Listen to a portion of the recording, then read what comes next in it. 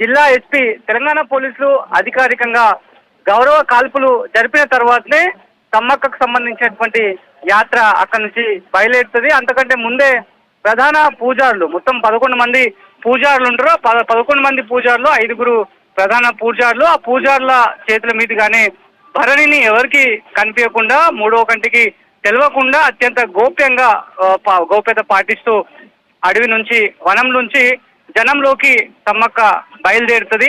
ఆ కాల్పుల అనంతరమే బయలుదేరుతుంది. జిల్లా ఎస్పీ శబరీష్ కాల్పుల్ని జరిపిరు. మరొక గంట సమయంలో గద్దెల వద్దకి చేరుకునే అవకాశం కనిపిస్తోంది. లక్షలాదిగా జనసందోహం మనకి ఇక్కడ కనిపిస్తోంది.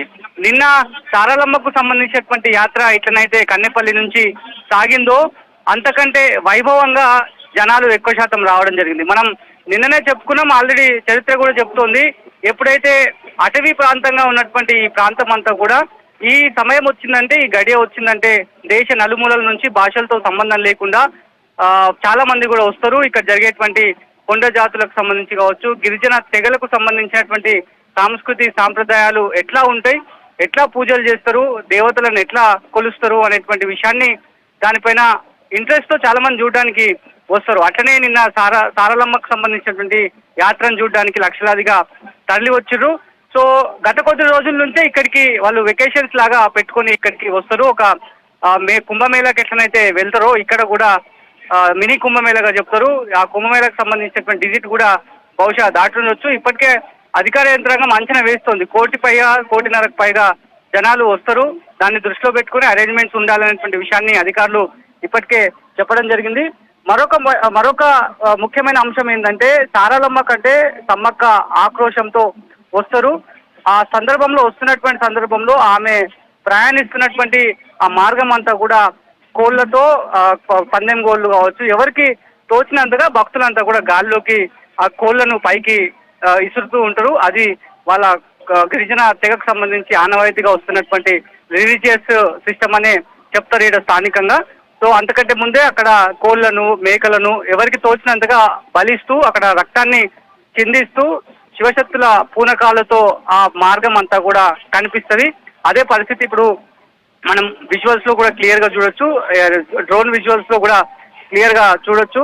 భారీ బందోబస్తు అయితే ఉంది. ఎప్పుడైతే సమ్మక్కకు సంబంధించినటువంటి యాత్ర ప్రారంభం కంటే ముందే తుడుం దెబ్బ టీం ఉంటుంది, రెస్క్యూ టీం ఉంటుంది, అడ్వాన్స్డ్ టీం ఉంటుంది. ఆ టీమ్స్ తర్వాత పోలీస్ డిపార్ట్మెంట్ కి సంబంధించినటువంటి పర్సనల్ గా స్పెషల్ పార్టీ టీం అని చెప్తారు. వాళ్ళు అంతా కలుపుకుని దాదాపు ఈ యాత్రలో ఈ ప్రొసెషన్ లో 700కు పైగా మ్యాన్ పవర్ మాత్రం మనకి కనిపిస్తుంది.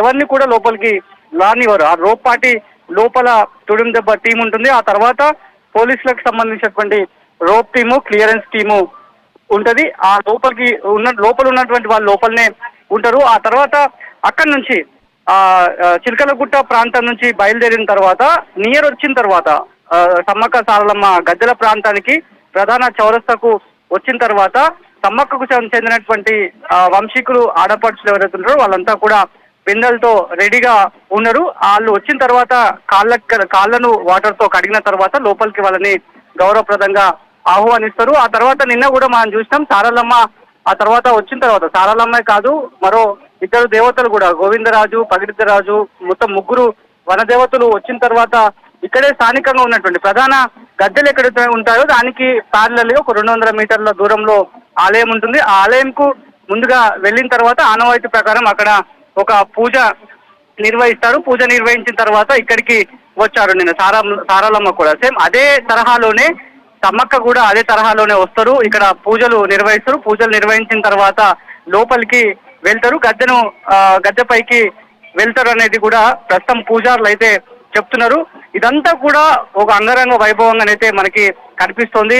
ఎప్పుడైతే మహాజాతరకు సంబంధించి 21 నుంచి 4 రోజుల పాటు కొనసాగే ఈ మహాజాతర చూడడానికి చాలా ప్రాంతాల నుంచి ఇదంతా కూడా అటవీ ప్రాంతం, కొన్ని ఎకరాల విస్తీర్ణంలో ఈ జాతర సాగుతుంది.